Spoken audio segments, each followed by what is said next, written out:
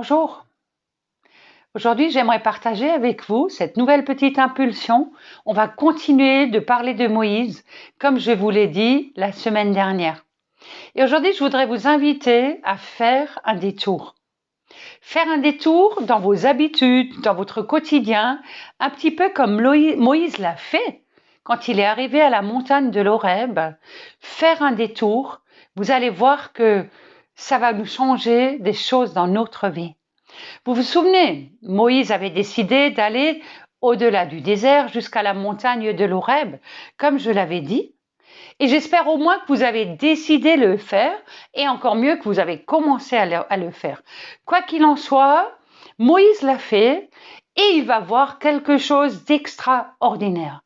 Non seulement la montagne de Dieu est là devant lui, mais il aperçoit sur cette montagne un buisson qui brûle d'un feu flamboyant et qui pourtant ne se consume pas.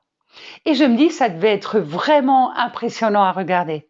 Et ce qui me plaît dans cette histoire, c'est pas seulement le buisson qui brûle, même si j'aurais aimé le voir, c'est vrai, mais ce qui me plaît tout autant, c'est l'attitude de Moïse. Il voit, il est étonné et il fait son curieux. Ça me plaît. Il décide de faire un détour. Pourquoi ce phénomène extraordinaire se produit-il? Qu'est-ce qui se passe? Il faut que je vois ça. Peut-être que sa curiosité vous surprend, ou aussi son courage ou son audace, parce qu'il aurait aussi pu réagir d'une manière différente. Il aurait pu s'enfuir, il aurait pu passer son chemin, il aurait pu se dire c'est quoi encore ce truc bizarre, c'est sûrement un truc nul en fait. Et il aurait pu tout simplement ne pas y aller.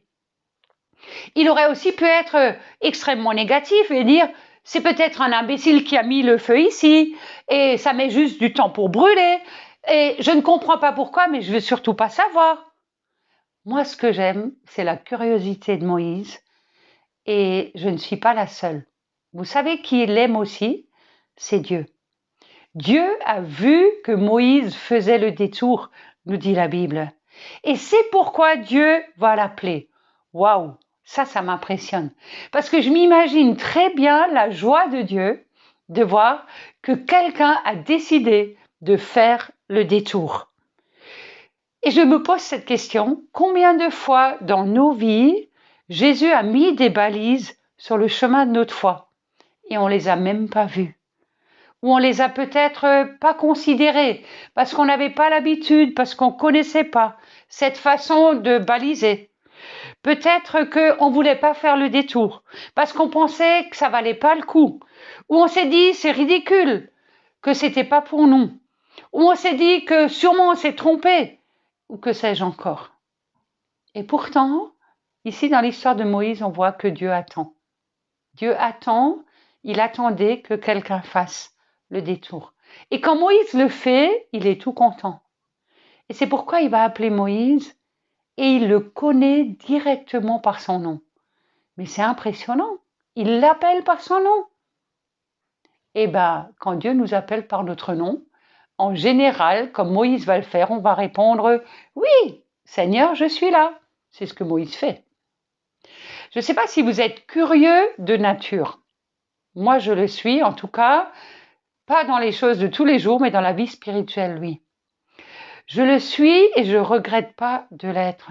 Avec mon mari, on a toujours été aux aguets un petit peu de tout ce que Dieu fait de ci et de là. De tout ce que Dieu fait dans les différentes saisons que nous avons traversées, de ce qu'il désirait faire aussi dans nos propres vies. Et c'est vrai qu'on n'a parfois pas hésité, ou même souvent, à faire des kilomètres et des kilomètres pour aller à un endroit où on nous disait, mais Dieu est là, il se passe des choses extraordinaires. Dans cet endroit, la présence de Dieu est là, où le réveil est là, où le Saint-Esprit est en train de se mouvoir et d'agir. C'est vrai qu'on est souvent allé. Et vous savez quoi? On n'a jamais regretté. Et cette faim et cette soif des choses de Dieu, pour les choses de Dieu, pour le feu de Dieu, pour voir ce qui se passe, pourquoi ces choses extraordinaires, Moïse l'avait aussi. Et je veux que nous, cette faim et cette soif-là ne nous quittent jamais. Et je te pose la question, est-ce que tu as cette faim et cette soif des choses de Dieu? Parce que si tu ne l'as pas, mais tu vas passer à côté. Tu ne vas pas voir, tu ne vas pas découvrir.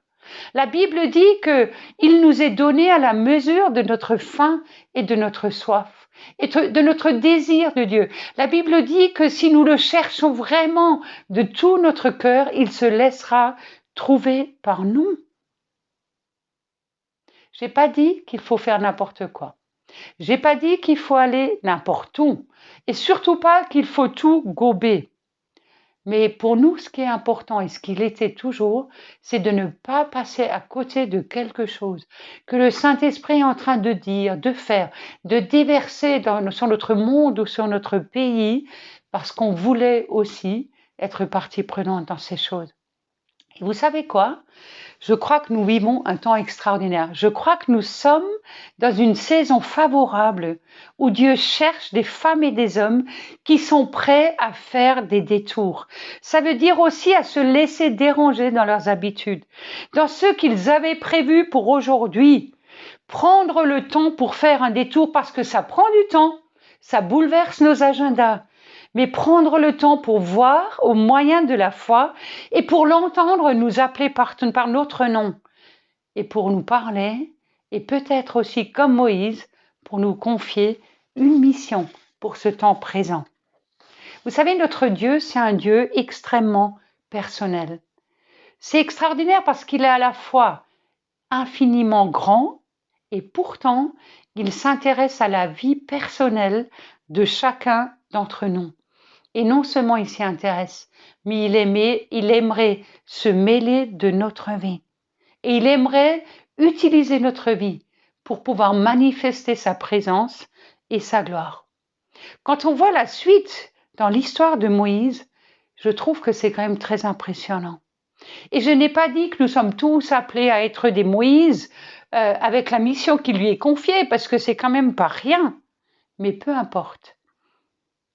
Qu'est-ce qui serait passé si Moïse n'avait pas fait le détour à la montagne de l'Éternel et pour regarder ce buisson qui brûle et qui ne se consume pas?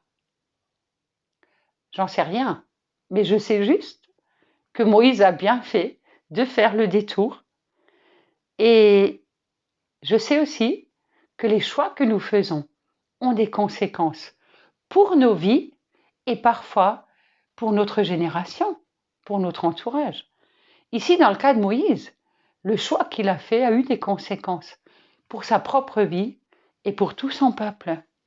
Et j'aimerais te dire aujourd'hui, c'est cette clé-là que j'aimerais te donner, c'est que tu prennes conscience que ton détour que tu vas accepter de faire pour aller voir, pour écouter l'Éternel, peut aussi et va aussi changer ta vie et avoir un impact sur ta vie beaucoup plus grand que tu ne peux l'imaginer. Parce que Dieu a un plan parfait pour toi. Et au travers de toi, il va toucher d'autres et il va changer la vie d'autres. Et je voudrais te dire, ne compte pas le temps que ça va te prendre et ne crains pas d'y aller. C'est pas ça qui est l'essentiel. L'essentiel, c'est d'y aller. Ce n'est plus le temps d'attendre. Ce n'est plus le temps d'être dans cette attitude passive en attendant que d'autres y aillent ou que d'autres le fassent.